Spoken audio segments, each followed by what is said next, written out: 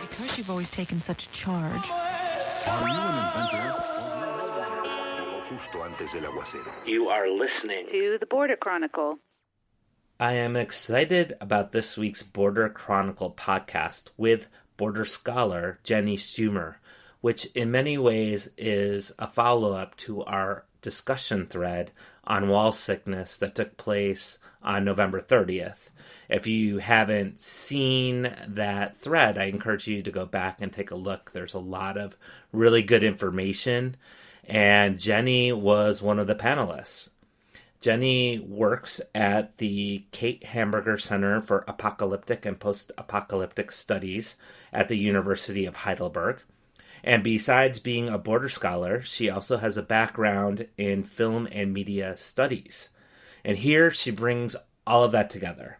She looks at the mass fantasy often created by cinema or the media, and how that often creates an impression that the border wall can save the world.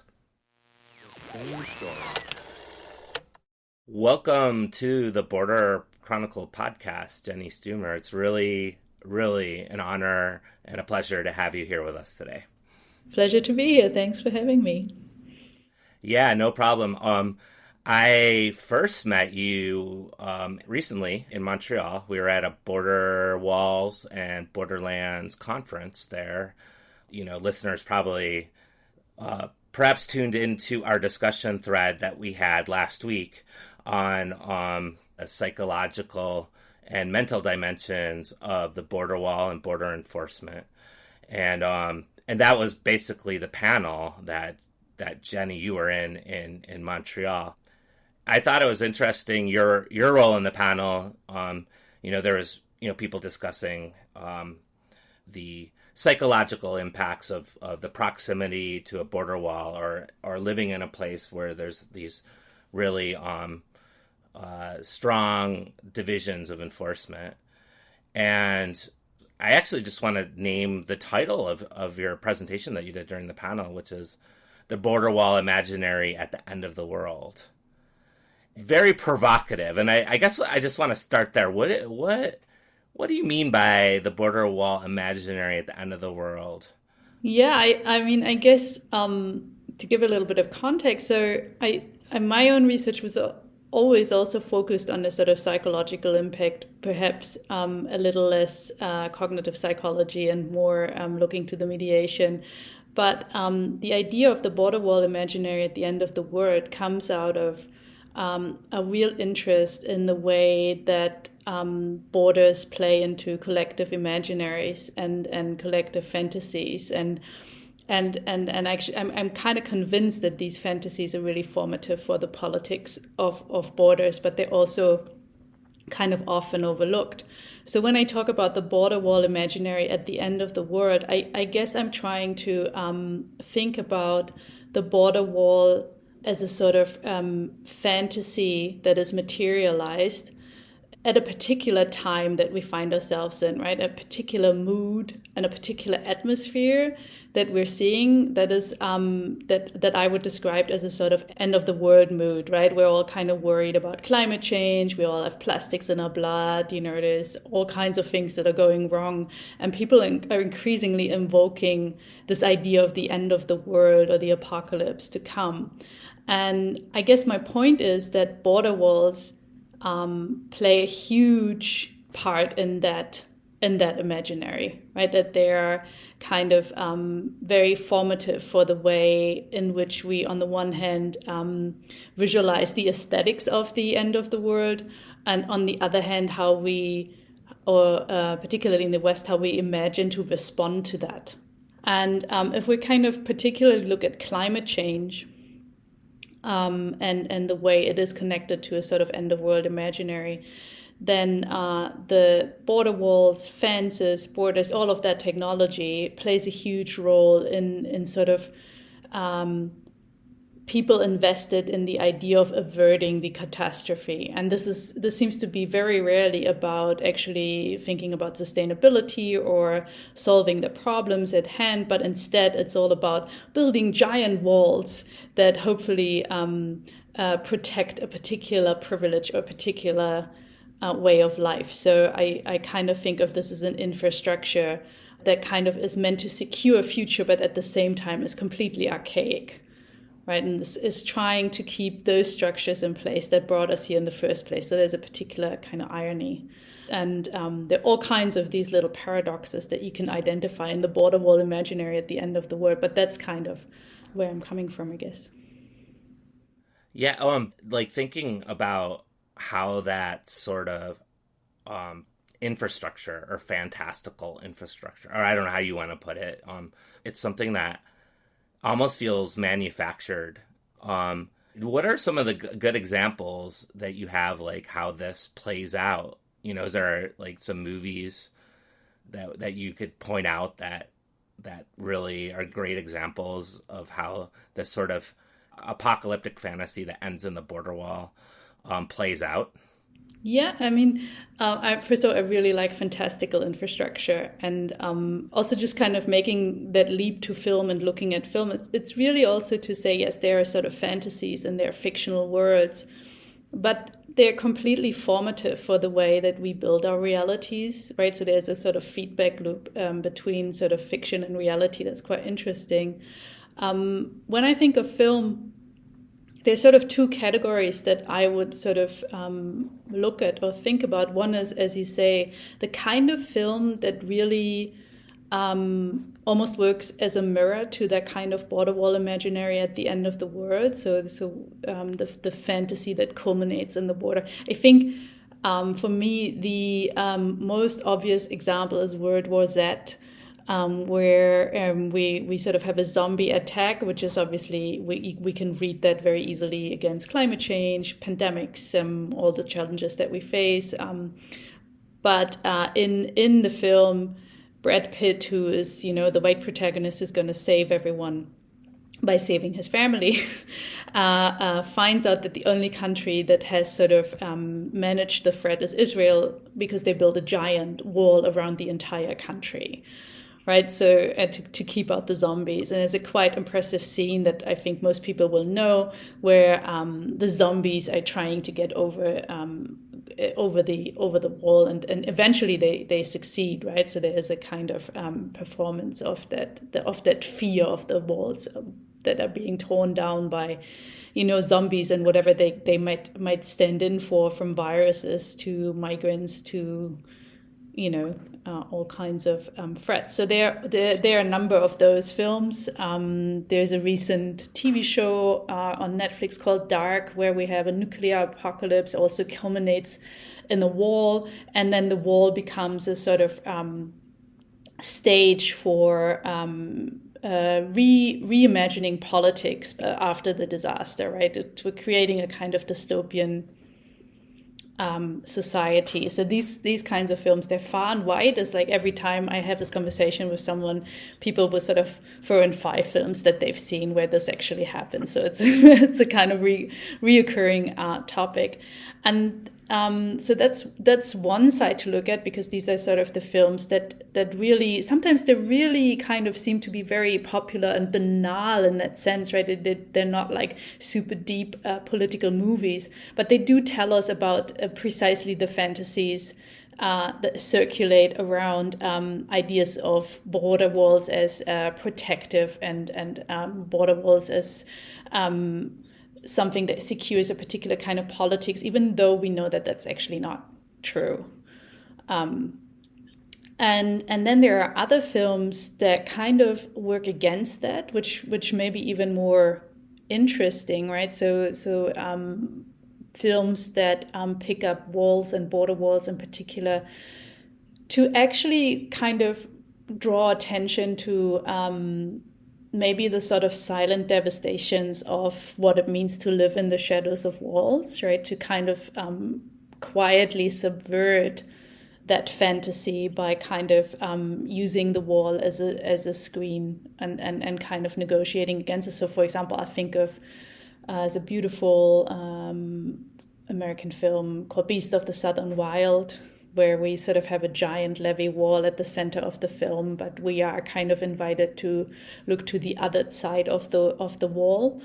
Or a really great Palestinian filmmaker, Elias Suleiman, who makes just wonderful movies that hardly ever feature walls, but when they do, they're sort of rendered absurd, and it's all about what kind of, how life is impacted by, living in the shadows of walls and checkpoints and these kinds of things. So I think there are these two sides of what film can do. It can kind of mirror this very regressive and reactionary fantasy, and it can also be a sort of tool to kind of think about this in interesting ways and subvert it even.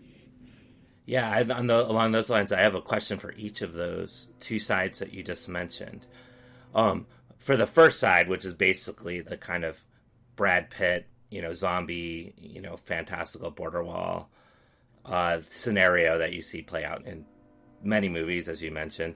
Like, when you dig into documents, I've dug into documents from the Pentagon in the United States and the Department of Homeland Security about climate change, and over the years looked at many different assessments, that officials have come up with. It's interesting because when I read those assessments and they're talking about climate change, they'll often go like, there's one in particular that I'm thinking of. It's a 2007 book that's called Climatic Cataclysm, and it pretty much came out of the U.S. government.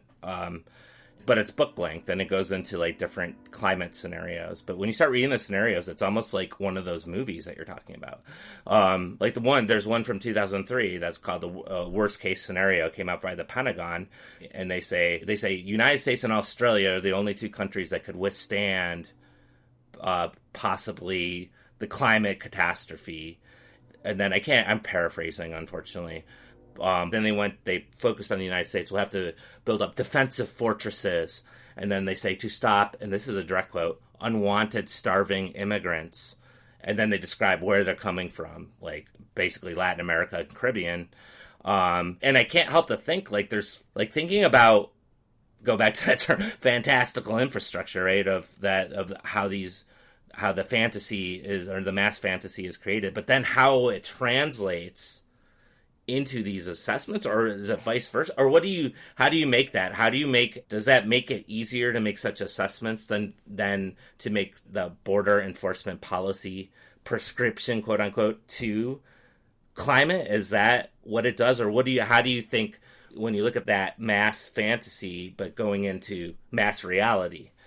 Yeah, that's such an interesting feedback loop, right? I've read your book, Storming the Wall, and I sort of thought, that's exactly that kind of dystopian fantasy playing out in policy, right? And I don't think it's a kind of linear thing. I think that they bounce off each other in intense ways. And the reason for that, I think, is that the wall is such an archaic tool of colonialism, of what politics even means, how we understand politics in the West. We understand it as something that's really spatial, that begins with a wall, with a sort of demarcation, and then we kind of fill it with all of these ideas of how we want to live and what the good life is and so on. And when it comes to climate change, what is quite interesting is that there is no disguise of the fact in the West that that there is a sort of imaginary where climate change is kind of equated with climate migrants, that is sort of overrunning the country rather than, a hurricane that will destroy us. There's a sort of idea that people will just come and do that. And the threat multiplier, right? That's the term, it's not the hurricane, it's the people displaced by the hurricane that are the threat, in that sort of militaristic term. Absolutely. I think that's such a powerful imaginary, and it's also kind of, it really produces this analogy between people and waste. And I think, if anything, it's really telling about the attitudes that persist about divisions in the world, right? And who counts as a human being and who counts as a sort of waste product that needs to be kept out. And so I think that this fantasy structure, it works in two ways. Again, on the one hand, it really substantiates these policies.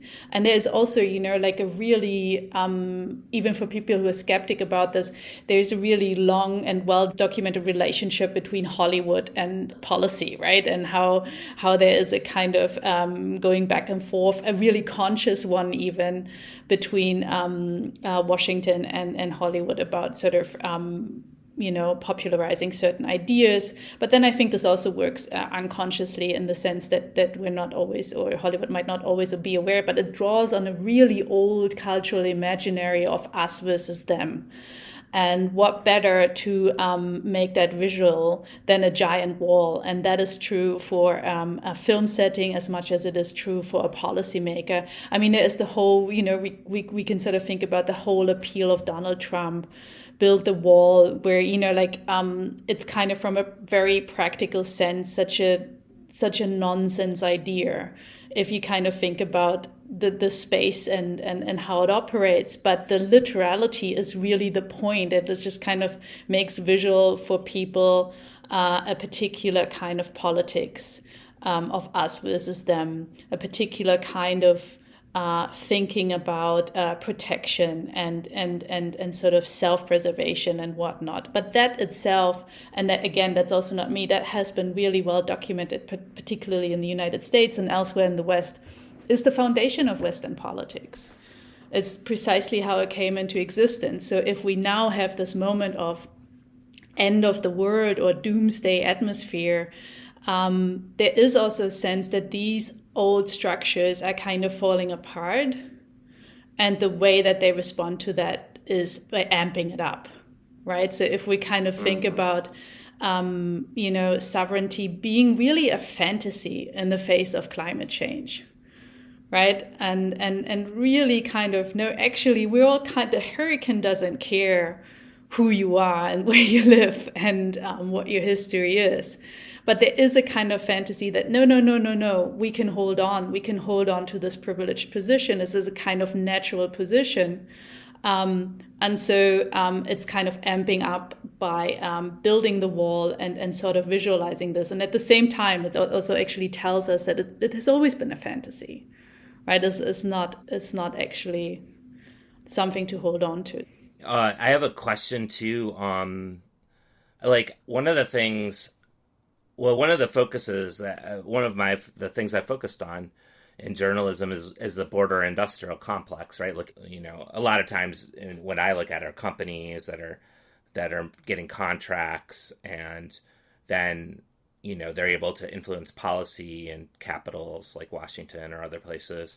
And just thinking about what you're saying, because you describe like the border wall itself being a colonial product, right? And of colonialism. So you have that, you have the past, or supposedly the past. I guess you could call the border wall neo-colonial, right?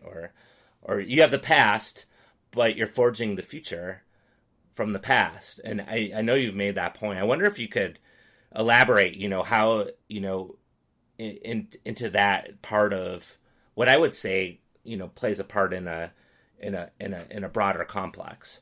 Yeah. Okay. That is. So two things. So first of all, in order to, if we want to stay really practical, you want to build the border wall, you need the support of a lot of people. That's still how democracy works. In order to get that, you need to tap into a particular imaginary, and one way is to kind of activate and appeal to the border wall imaginary, and the other way is to kind of energize the way in which the border wall already taps into imaginations, that are racialized and in all kinds of ways. But one thing that you just kind of mentioned, which also plays a role and which is often overlooked, is that these infrastructures, if we kind of think of walls as colonial infrastructures, right? They're also really about how we imagine the future. right? Like it's just the absurdity. If you think about, what you just described, there's a bunch of people in a room and someone says, oh, here are the problems. And this is, what can we, climate change is going to destroy the planet. And what should we do? And then the absurdity of someone raising their hand and saying, let's build a wall. Right, let's do that. Like, and this can only work if it already is an imaginary of some sort. But it tells us something about the way in which these people imagine the future. And first of all, it's a future that is only secure for some, and not for everyone. Right? There's always an inside and outside to this kind of imaginary. And the second one is that it is really grounded in the past, and that it is really meant to uphold a particular kind of hierarchy and a particular setup that has worked for precisely the people that are now making these decisions, right? It's not really about imagining radical futures or new ways of living together or kind of thinking about community different. It's really regressive in that sense. It's desperately holding on to the way that the world was always ordered, and which now some people perceive as falling apart. So in that sense, it is really a temporal structure. I think I said the wall is a temporal structure in that sense that it wants to produce a future that essentially preserves the past. Yeah, that also brings me to another question related to this, but moving more towards the idea of resistance. So during our discussion thread, and I encourage listeners to go back and check our discussion thread out that we had on the Border Chronicle on November 30th, you had many really interesting things that you said during that. And one of them was looking at the border wall, but the idea of the border wall is a paradox, right?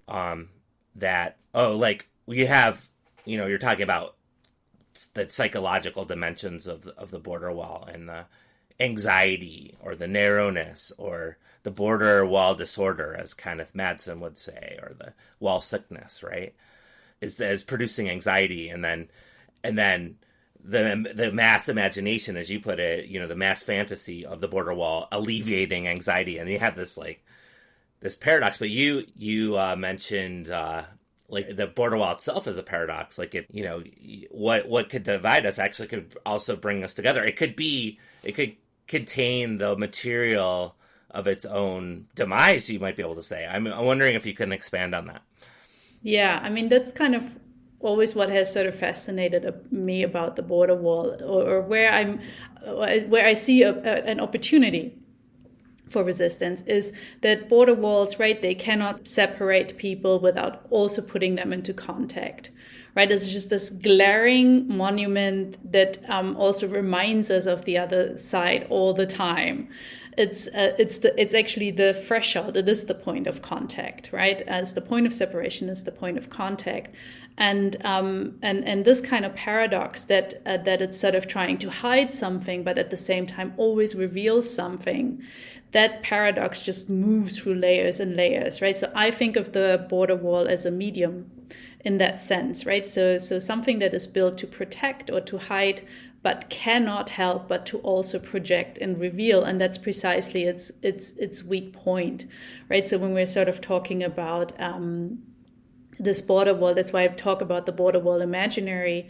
The border wall imaginary being a really complex thing that is, subsumed with racist fantasies, with gendered fantasies. When in the chat yesterday, we had this sort of hypermasculinity pop up when we talked about the border patrol and so on, particular division of the word, a particular order. And these are all things that are often really unsaid in political discourse. They remain silent, right? But they're completely operative to the logic of the system.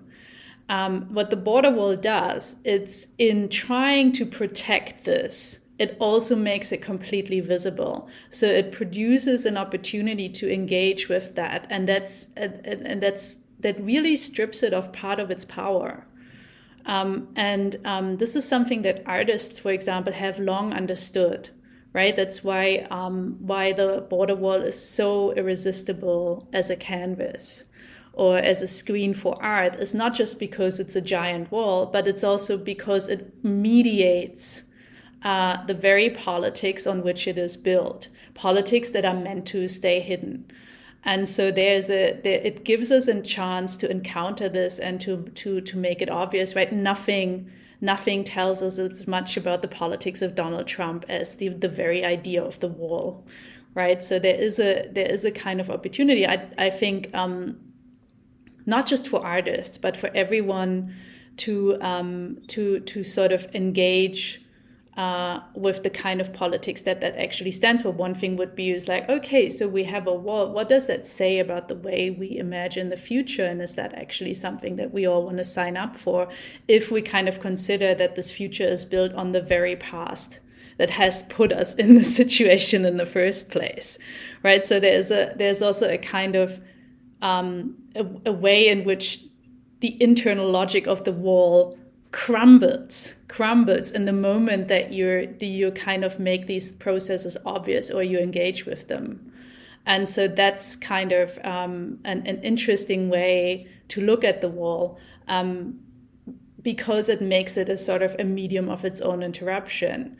And on a very, very basic level that really functions. Yesterday we talked a lot about how the power that is exercised with the wall is really about invisibility, internalization, one thing that I didn't have a chance to bring up yesterday, but what I always found really intriguing, a story about the Berlin Wall was, so from the eastern side, it was prohibited to depict the wall in pictures or to sort of mediate it, to film it, to photograph it, right? So it had to remain invisible because that's part of the power that it exercises, and that's not different in any of the contemporary contexts where we see that. So the moment you make it obvious, the moment you kind of point your finger at it, you take some of its power away, I think. Yeah, that reminds me of a Palestinian artist who I've had much contact with. His name's Khalid Jarrar, and he's done a lot of work on border walls in Palestine and also in the U.S. I would suggest anyone go and Google Khalid's ladder. One of his main things is, to your point, is that he looked at the materiality of the border wall, like the concrete wall in Jerusalem. He goes and takes a sledgehammer to it to crumble parts of it, and he's like, this material can be used for something else. So what he does, he go for like 30-minute stints and just slam a sledgehammer into the concrete wall. Then he'd melt down the concrete, and then he'd make sculptures turning the wall into something else. Then he came to the U.S.-Mexico border and he took a bollard from the wall and he pried it loose like a loose tooth, and then managed to get it across. Did this in Mexico, managed to get across the United States, but then chopped it up and turned it into a ladder. Anyhow, so that I think that's might be leading to my final question.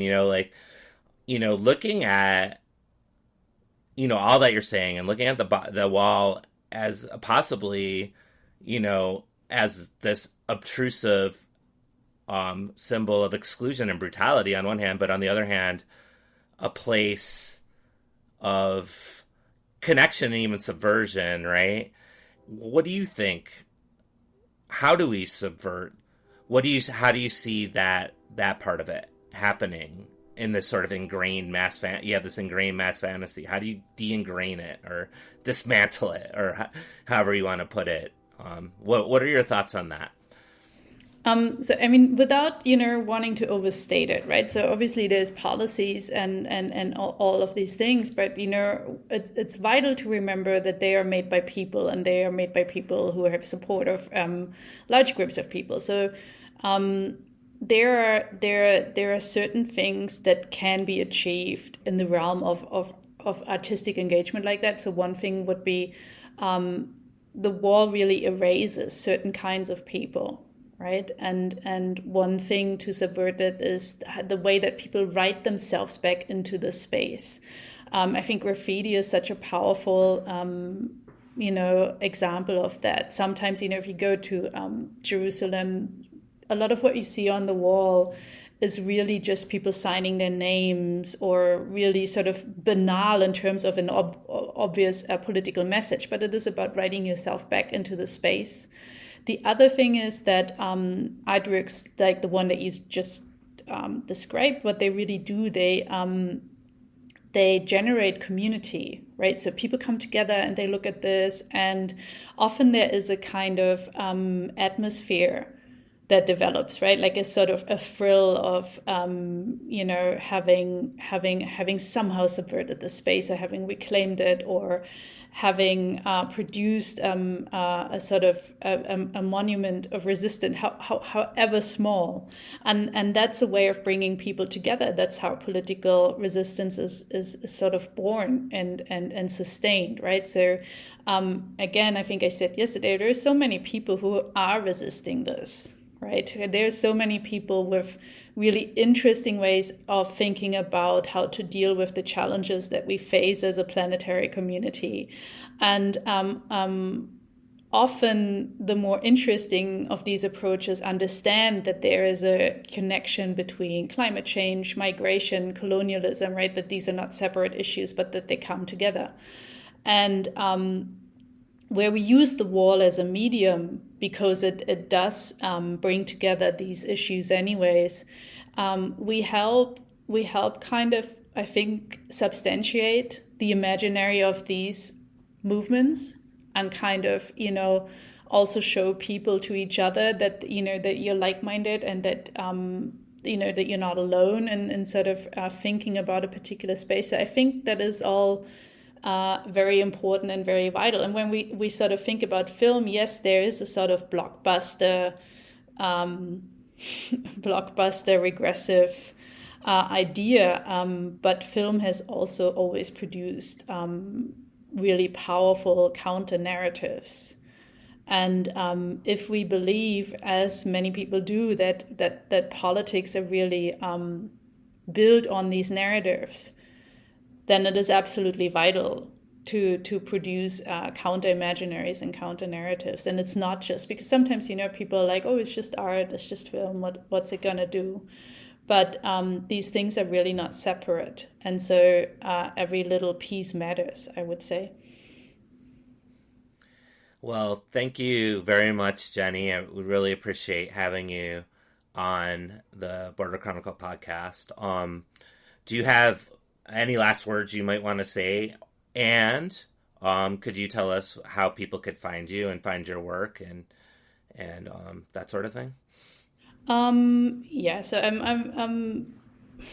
I think my final word would be that, again, mediation is a paradox, right? Like it can sort of tear people apart, but it can also create entire worlds and bring people together. And I think it's important to look at what survives in the cracks of the walls, right? Like what is,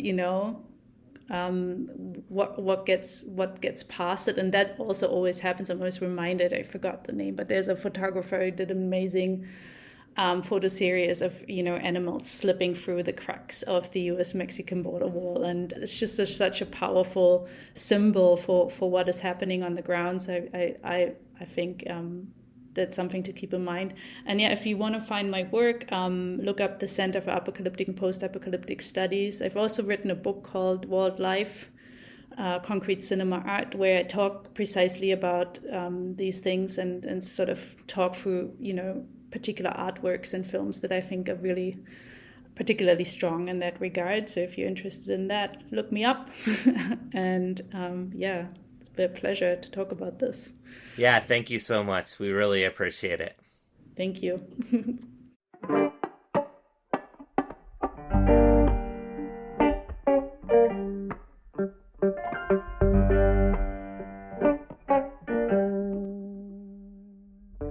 The Border Chronicle is reported by Todd Miller and Melissa Del Bosque, based in Tucson, Arizona. This interview was edited by me, Lily Clark. If you like what you're hearing, please consider rating us on your favorite podcast platform. It'll help other people find the show. You can read and listen to more local border reporting on our website, theborderchronicle.com.